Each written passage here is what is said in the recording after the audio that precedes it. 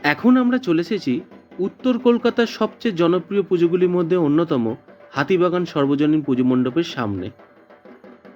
এবছর তারা ৯১তম বর্ষের পুজোয় পদার্পণ করল। হাতিবাগান সর্বজনীনের এবছরের ভাবনায় রয়েছে অতঘাট কথা। হাতিবাগান সর্বজনীনের এবছরের শিল্পী থমাস হেনরিয়ট। প্রতিমাতে রয়েছে পরিমল পাল। আলোকসজ্জায় সুমন মাইতি।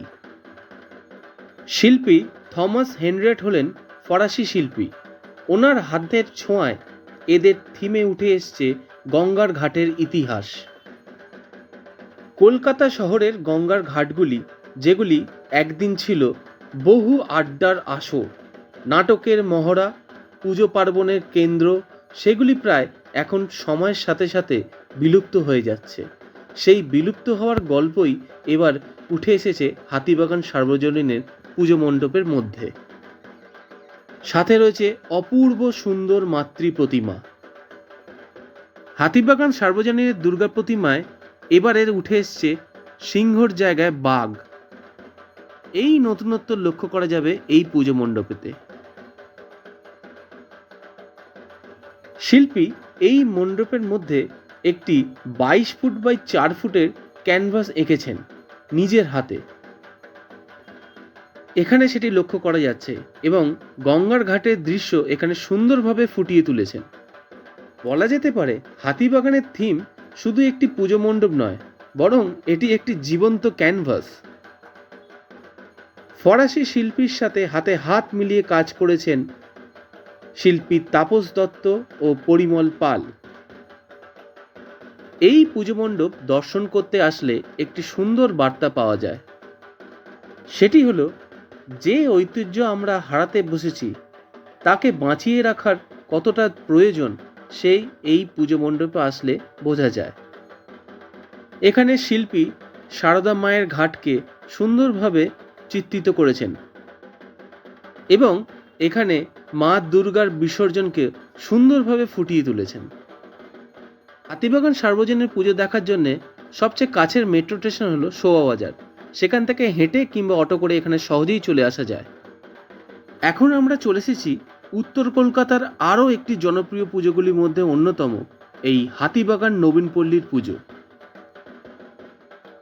৯২তম বর্ষের পুজোয় এবছর এদের নিবেদন আমাদের দেশ আমাদের দুর্গা। আলোকসজ্জায় আছেন দীপঙ্কর দে এবং কনসেপ্টে অভিজিৎ। আবহতে সুরেন্দ্র ও সৌম্যজিৎ। হাতিবাগান নবীনপল্লীর এর ঠিক আগের বছর হয়েছিল সুকুমার রায়ের আবোল তাবোল। সে বছর দর্শনার্থীদের মনে এক সাড়া ফেলেছিল। এবছর এক নতুন চিন্তাভাবনায় এনারা কাজ করছেন। হাতিবাগান পুজো প্যান্ডেলটি ৩টি ভাগে বিভক্ত। এটি হলো প্রথম ভাগ এবং এই ভাগটি দেখে এর পরের ভাগে অতিক্রম করতে হবে। এই পুজো মণ্ডপে স্বাধীনতা সংগ্রামী নারীদের জীবনী এখানে তুলে ধরা হয়েছে। এই পুজো মণ্ডপে আসলে লক্ষ্য করা যাবে স্বাধীনতা সংগ্রামী নারীদের অবদান।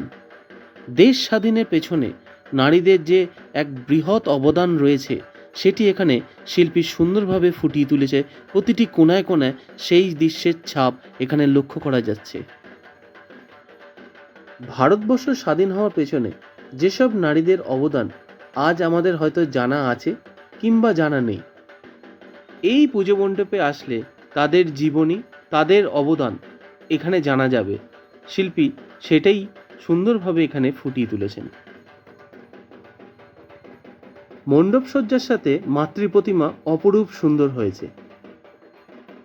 হাতিবাগান নবীনপল্লীর মাতৃ প্রতিমা প্রতি বছর অপরূপ সুন্দর হয়ে থাকে। এবছরও তার ব্যতিক্রম হয়নি।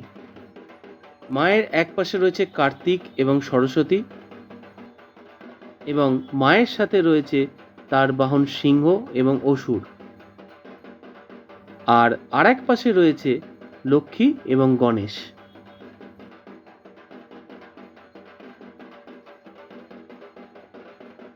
হাতিবাগান নবীনপল্লী পুজো মণ্ডপ দেখতে আসলে সবচেয়ে কাছের মেট্রো হলো শ্যামবাজার এবং শোভাবাজার। সেখান থেকে বাস কিংবা হেঁটে এখানে সহজেই চলে আসা যায়।